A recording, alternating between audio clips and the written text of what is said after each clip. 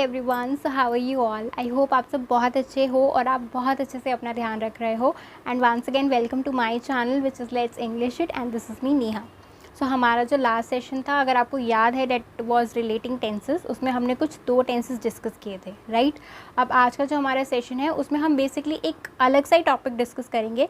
He is older to me और he is elder to me. What do you think is grammatically correct? Which of the sentence is grammatically correct? So basically हमें लगता है कि Elder और older दोनों similar words हैं। हमसे as में कोई भी बड़ा है तो हम उसे एल्डर या ओल्डर बोलेंगे, राइट। बट ऐसा नहीं है। कुछ स्पेसिफिक सिचुएशंस ऐसी होती हैं जिसमें हम एल्डर वर्ड यूज़ करते हैं और कुछ ऐसी सिचुएशंस होती हैं जिसमें हम ओल्डर यूज़ करते हैं, ठीक है। और वही ग्रामेटिकली करेक्ट भी होता है। तो आज हम वही चेक करेंगे। तो चलिए स्टार्ट करते हैं। Let's get started. So as I have already given you the introduction, in this video we will be checking that what exactly is the difference between the two words elder or older. So when do we have to use elder or when do we have to use older is what we will be discussing in this video. So basically, which is grammatically correct, he is elder than me or he is older than me. Alright, so this is what we will be discussing in this video. I hope you all are ready. Let's just get started. Okay, so now let's just check our slide number 1. So according to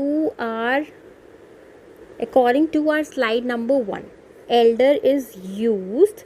Elder can only be used for people and only when we are referring to our immediate family.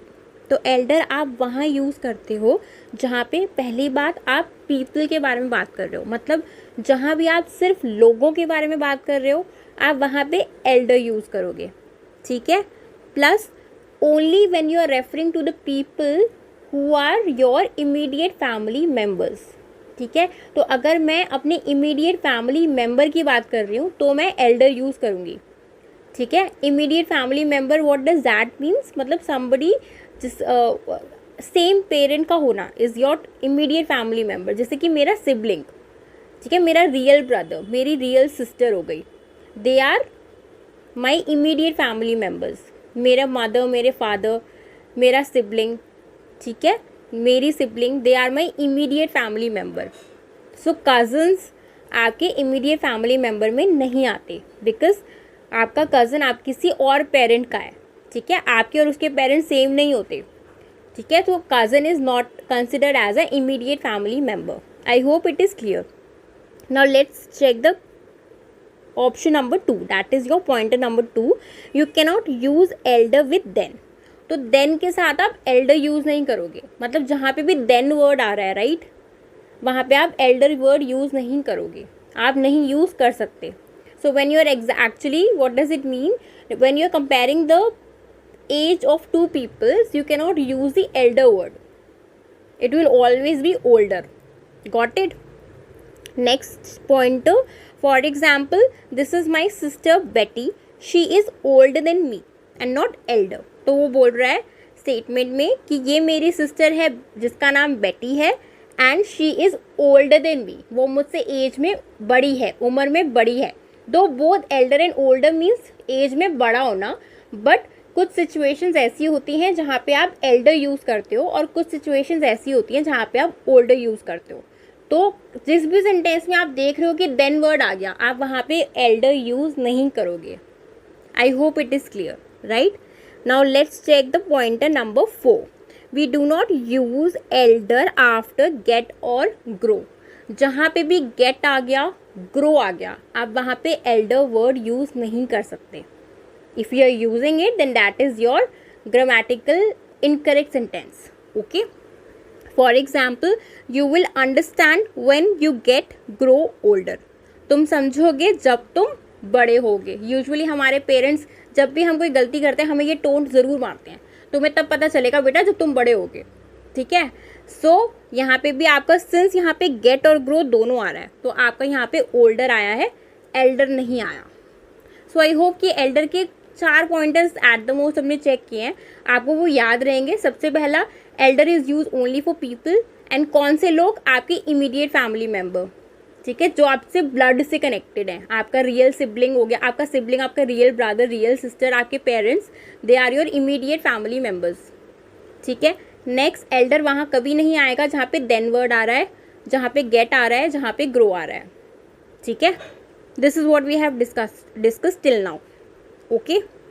Next we have older. Older can be use with both things and people. Older word आपका people यानी लोगों के लिए और चीज़ों के लिए, दोनों के लिए यूज होता है, ठीक है। Next last point, older is use in comparison only if you want to compare people of different parent. So I already told you कि एल्डर वहाँ पे आता है जहाँ पे इमीडिएट फैमिली मेम्बर के बारे में बात हो रही है। तो ओल्डर आप वहाँ यूज़ करोगे जहाँ पे आप ऐसे दो लोगों की उम्र को कंपेयर कर रहे हो जो आपके इमीडिएट फैमिली मेम्बर नहीं है, मतलब पेरेंट्स डिफरेंट हैं।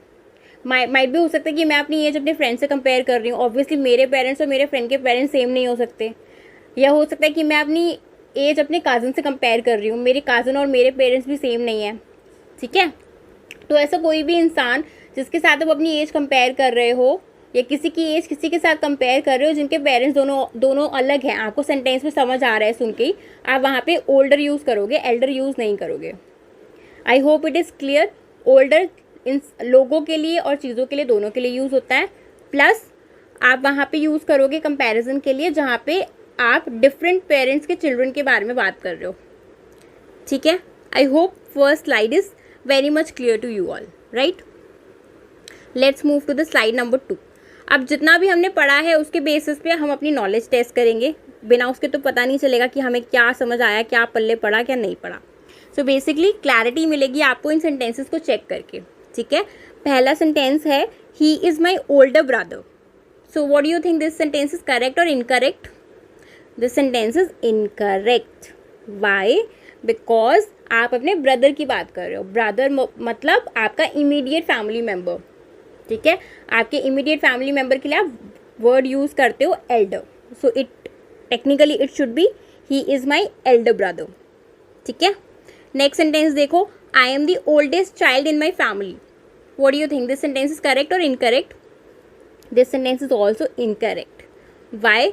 बिकॉज आप अपनी फैमिली के बारे में बात कर रहे हो कि मैं अपनी फैमिली का सबसे छोटा बच्चा हूँ। अब आपकी फैमिली के बारे में बात कर रहे हो मतलब अपनी इमीडिएट फैमिली, अपने इमीडिएट मेंबर्स के बारे में आप बात कर रहे हो ना, people you are connected by blood. तो ओल्डेस्ट क्यों आएगा यहाँ पे, आपका एल्डेस्ट आएगा। अगर इमीडिएट मेंबर के बारे में बात हो रही है तो वहाँ पे आपका हमेशा एल्डर या एल्डेस्ट ही आएगा, ठीक है। Next sentence number 3, he is my elder cousin. What do you think, he is this sentence is correct और incorrect? This sentence is also incorrect. Why? Because the people, अगर हम ऐसे लोगों के बारे में बात कर रहे हैं जिनके पेरेंट्स डिफरेंट हैं, आप वहाँ पे ओल्डर यूज़ करते हो। तो मेरा कज़न है, मेरे कज़न और मेरे पेरेंट्स सेम तो नहीं हो सकते, ठीक है। तो यहाँ पे क्या होगा, he is my older cousin. Cousin के लिए you will never use elder और एल्डेस्ट, ठीक है। नेक्स्ट सेंटेंस देखो, Maithili is older than Jayashree. What do you think, this is correct और इनकरेक्ट? अब मैंने आपको बताया था कि एल्डर कभी भी देन के साथ यूज़ नहीं होता, तो यहाँ पे ये ओल्डर ही आएगा, ठीक है। और ऑल्सो ओल्डर यहाँ पे लिखा हुआ है तो ये क्या सिग्निफाई कर रहा है कि मैथिली और जयश्री जो हैं इनके पेरेंट्स अलग अलग हैं, मतलब ये इमीडिएट फैमिली मेम्बर्स नहीं हैं। ये भी आपको सेंटेंस पढ़ के पता चल रहा है। So this sentence is your correct. Cool. Next sentence, Neha is older than Seema. What do you think, this is correct और incorrect? This is correct because elder कभी भी देन के साथ नहीं लगेगा। जहाँ भी आपने देन देख लिया, गेट देख लिया, ग्रो देख लिया, वहाँ पे ओल्डर ही आएगा, एल्डर कभी नहीं आएगा, ठीक है।